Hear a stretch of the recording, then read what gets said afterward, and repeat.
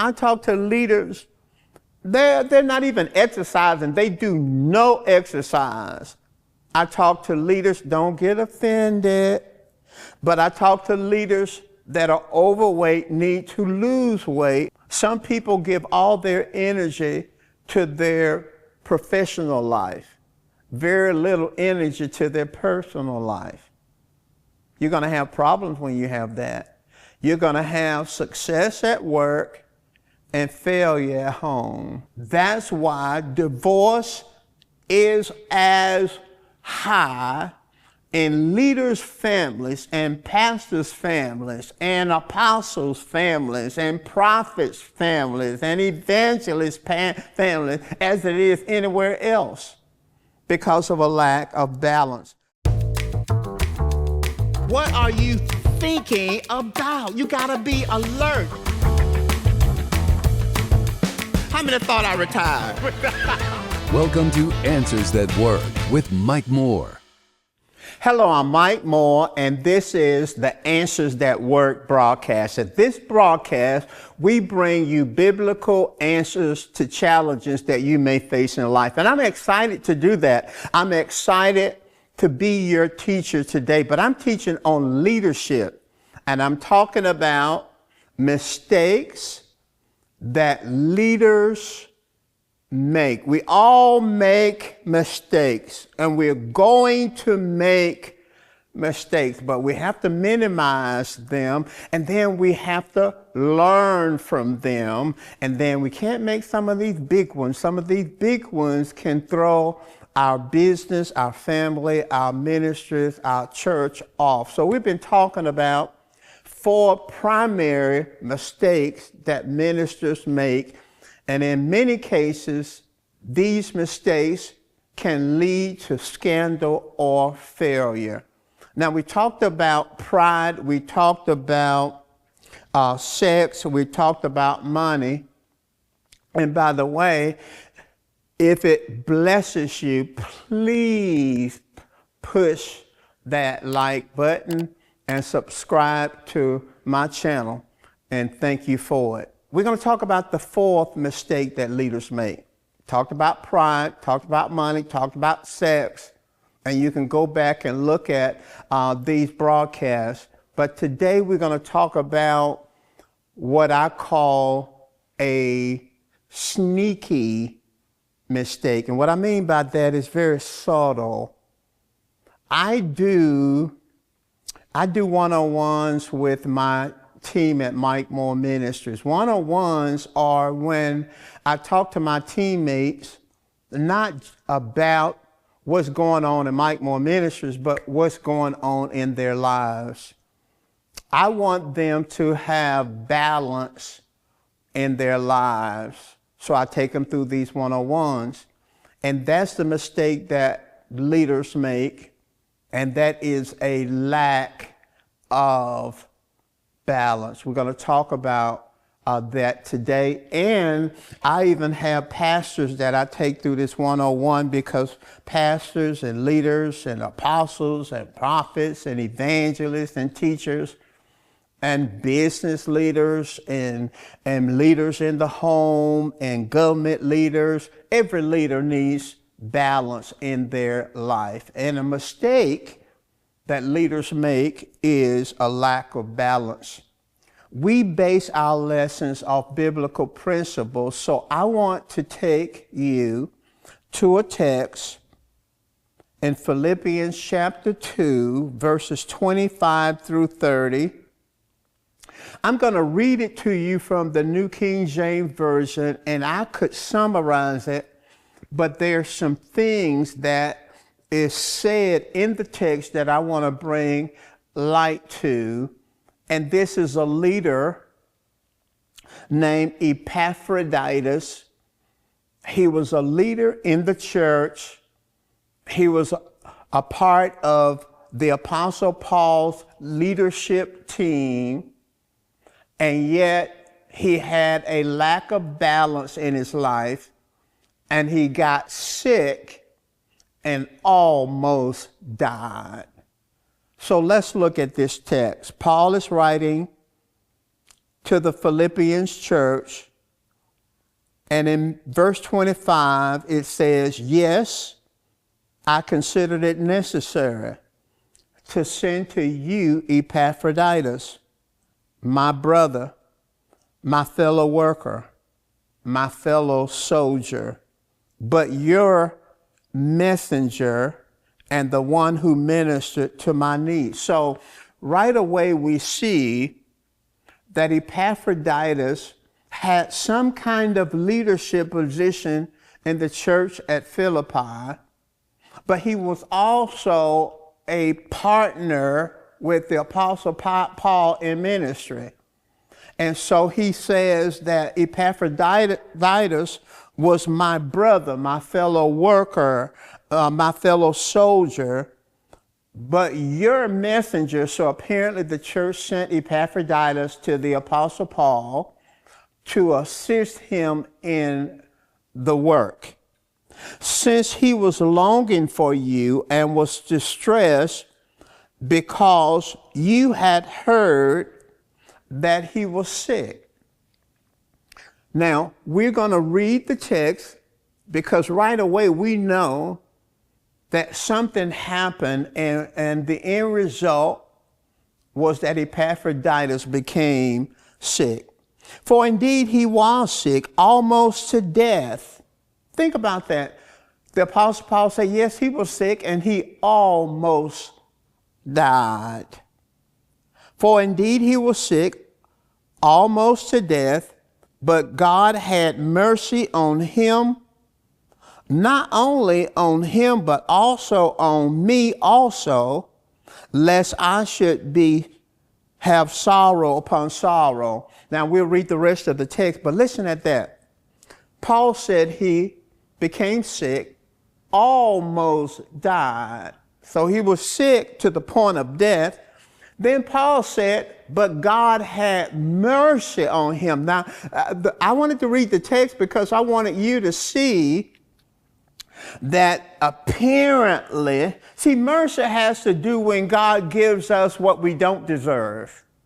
In other words, we make a mistake and God has mercy, not justice, mercy on us, because apparently he did something wrong, whether intentionally or unintentionally. But Paul said God had mercy on him. Now watch this. He said, but not just on him, he had mercy on me, that I may not have sorrow upon sorrow. So think about that for just a moment. What is Paul saying? Paul is saying, I'm glad that he didn't die, because if he had died, I would be sad about it. But he said, I would have had sorrow upon sorrow. So apparently, the Apostle Paul had received Epaphroditus, and Epaphroditus was helping him. And it is my thinking that Paul somehow in his leadership was very demanding, and Epaphroditus ended up becoming sick from overwork. I'll share with you why I came to that conclusion. Let's finish the rest of the text. But God had mercy on him, and not only on him, but on me also, lest I should have sorrow upon sorrow. There I sent him the more eagerly, that when you see him, therefore in the Lord with all gladness, and hold such men in esteem, because, now he's going to give us some insight to how he became ill. Because of the work of Christ, he came close to death. Now think about that, the work of Christ. He didn't say enemies, he didn't say folk, he didn't say people. He said for the work of Christ, he became sick. Think about that. For the work of Christ, he became close to death, not regarding his life. See it? See it? See what he said? He said, I'm excited that you'll see him, hold him in high esteem, because for the work of Christ, he came close to death, not regarding his life.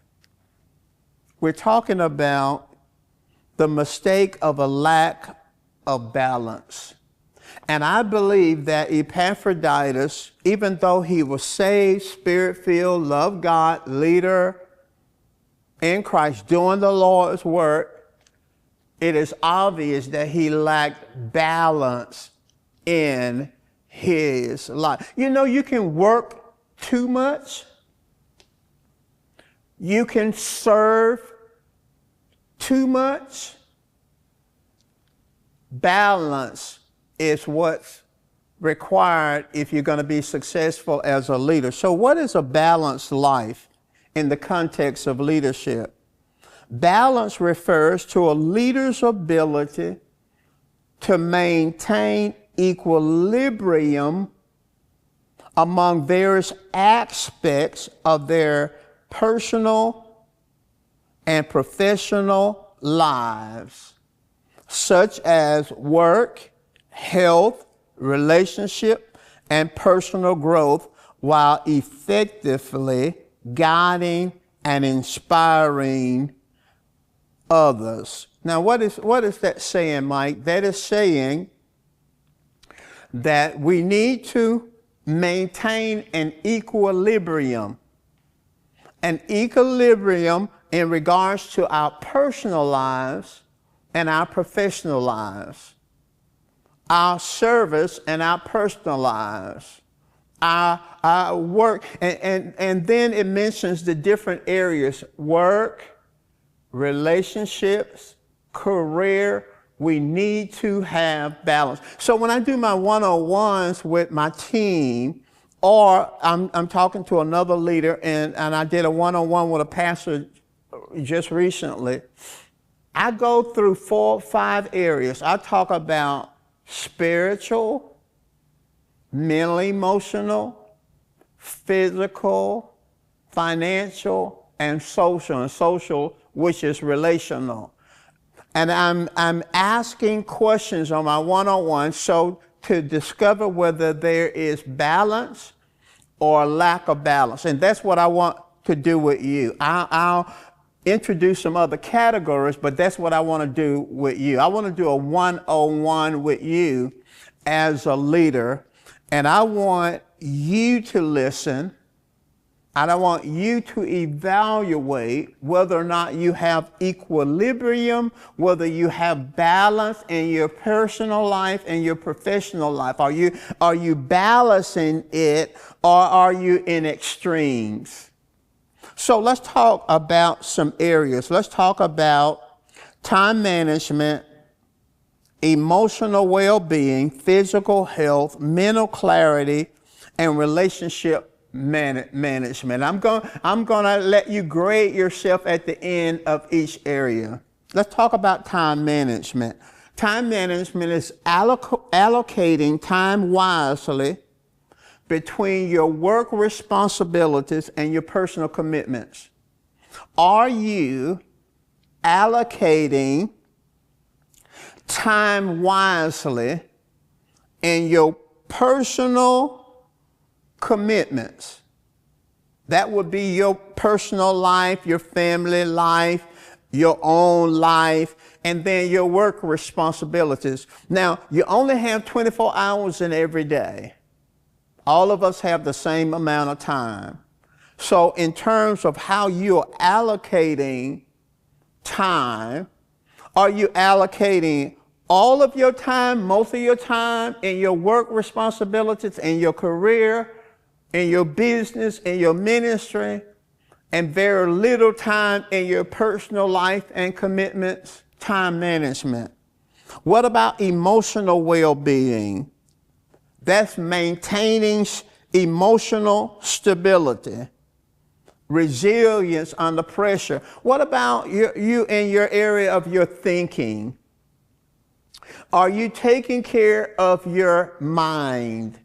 Are you giving attention to your thinking? Or are you just worried, fearful, discouraged, and depressed, and all those areas, depression, discouragement, extreme worry, is a lack of balance. It's an extreme negative way of thinking. How are you doing there? What about physical health?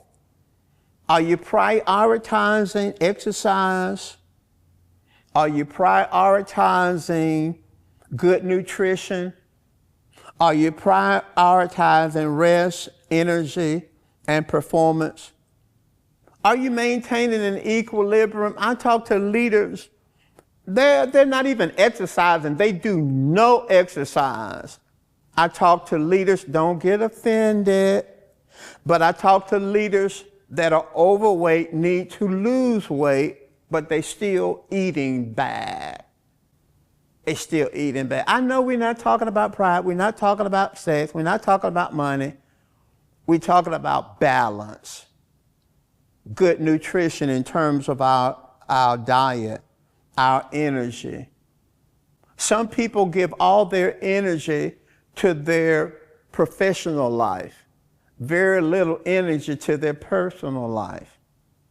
You're going to have problems when you have that. You're going to have success at work and failure at home.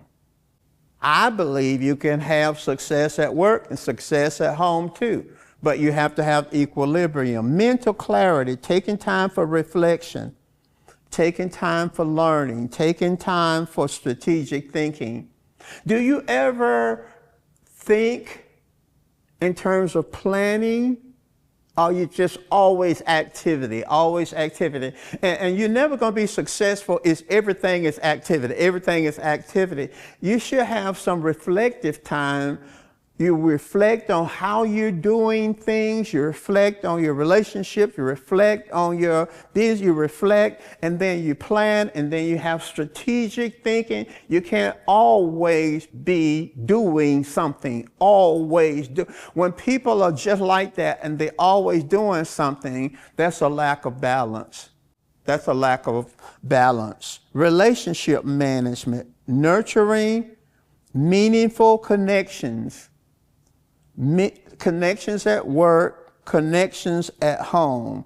When you look at these areas, and you can add my one-on-ones to it. When you look at time management, you look at emotional well-being, when you look at your physical health, mental clarity, relationship management, how are you doing? How are you doing?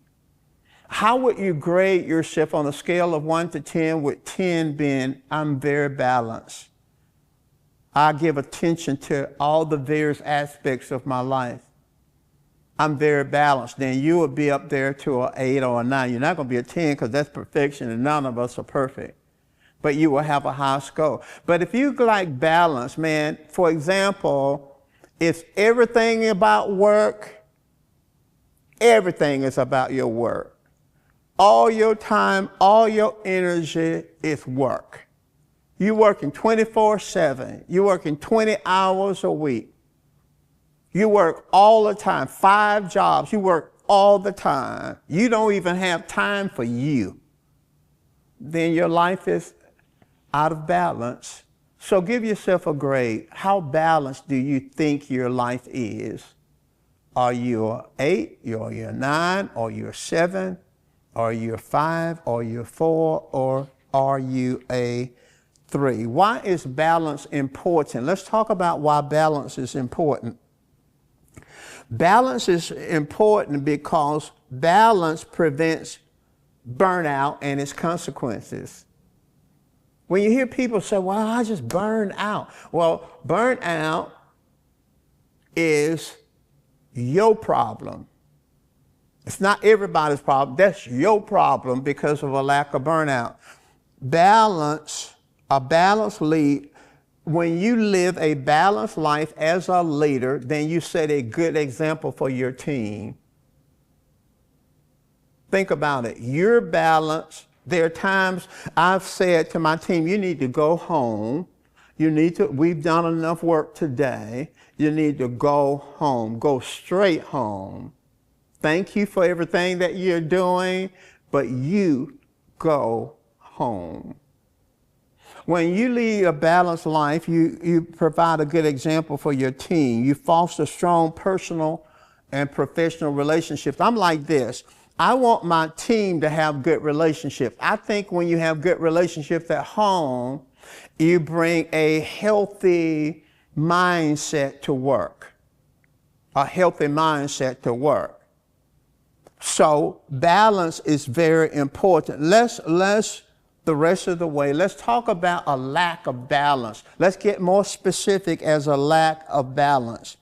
And let's look at areas where ministers, business leaders, leaders in the home just lack balance. So let's talk about neglecting their own spiritual life. I see it all the time. I even see pastors who are neglecting their spiritual life.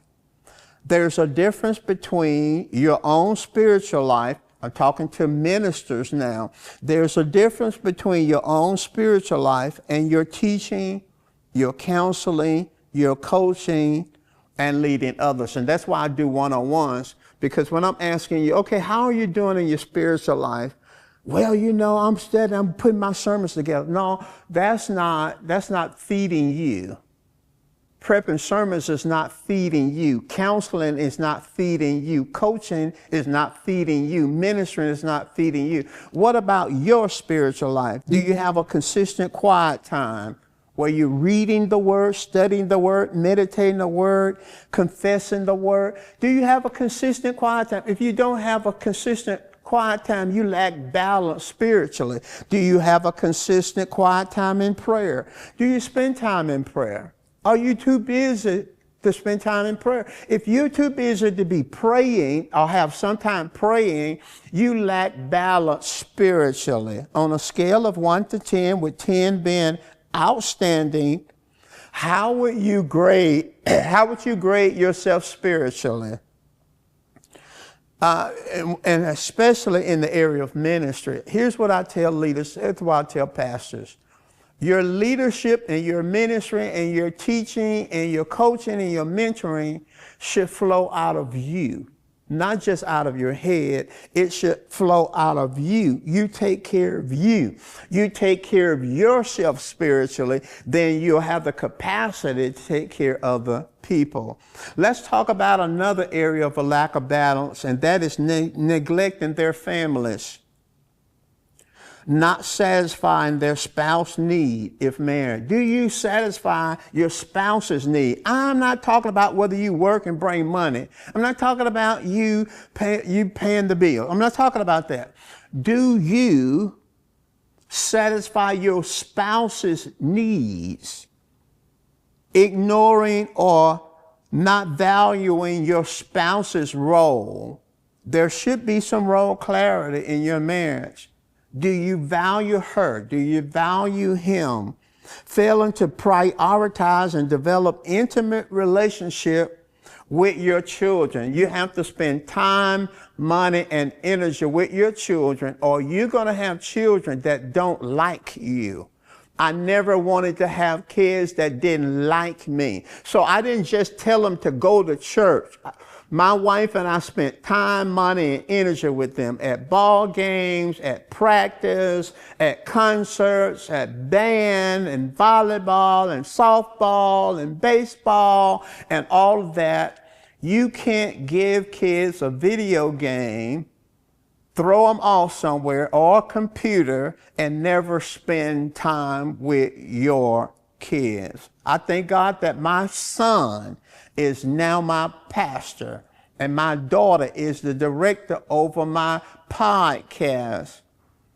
Your children are your legacy. So don't spend all your time working, all your time trying to make money. God wants you to have the money, but you can have your family too. You don't have to sacrifice your family to have success. Not scheduling time with your spouse and your children, not related to work. I know you take them sometime on your work experiences. No, we're talking about forget about it.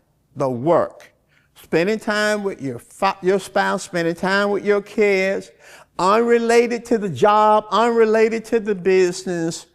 Neglecting their family is a big problem in leadership. That's why divorce is as high in leaders' families and pastors' families and apostles' families and prophets' families and evangelists' families as it is anywhere else, because of a lack of balance. And on a scale of 1 to 10, with 10 being outstanding, how are you doing in the area of your family life? Neglecting your soul, mental and emotional health. Do you take vacations? Do you have downtime? Do you get rest? Do you get rest? Do you take a break? Do you get involved in recreation? Because life is supposed to be work, rest, and play. Work sometime, rest sometime, and play sometime. Do you have anything that you enjoy doing other than work? Anything other than work. Do you have any friends on a scale of 1 to 10, with 10 being outstanding? How are you taking your health and your mental well-being? Are you vacationing? Are you getting rest? Do you have friends? Do you have some playtime? And finally, neglecting their bodies. Leaders, you cannot neglect your body. Workaholism, poor eating habits, little or no consistent exercise, very little rest. If that's you, workaholism, poor eating habits, little or no consistent exercise, very little rest, you have a major problem, because somewhere along the line, you're going to stop functioning. Your body is going to check out. So on a scale of 1 to 10, with 10 being outstanding, how successful are you with your body? Are you taking care of your body? So I want you to take a few minutes, think about each area, go back and look at your grade. What do you need to make some adjustments on? How are you doing? What are you doing well on? You got high scores in. What do you got low scores in? And then what are you going to do about it? I'll see you in just a moment. I wrote The Big Pivot, Shifting Your Leadership Focus from Outward Success to Inward Growth, because character matters. It is a character book. So many leaders focus on the big reputation, they focus on how they start, they focus on big talk. But if you don't have inward character, the things that you achieve and the things that you work so hard for won't be lasting. The Spirit of the Lord said this to me, that the next move of God will be in the area of character, not just achievement, not just reaching the top of the ladder, but character, who you are in your private space. And that's what this book is about. It's about who you are in your private world, because if your private world is not right, it will eventually spill over in your public spaces. It's pivoting from big reputation to character, pivot from big start to discipline, pivot from big shot to humility, pivot from big wimp to courage, and pivot from big talk to competence. So you want to get a copy of The Big Pivot.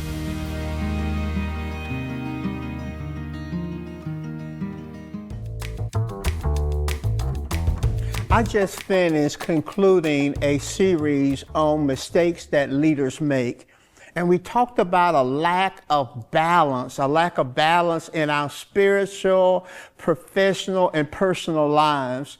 In The Big Pivot, my new book, I talk about stewardship and how we should steward every area of our lives. And when we have a lack of balance, then it's an indication that we're not being good stewards. Now listen, you can get my book the hardback, ebook, and audiobook by visiting MikeMoore.com to get your copy, and you can get it today. And remember, the Word of God is the answer. Thank you for watching Answers That Work with Mike Moore.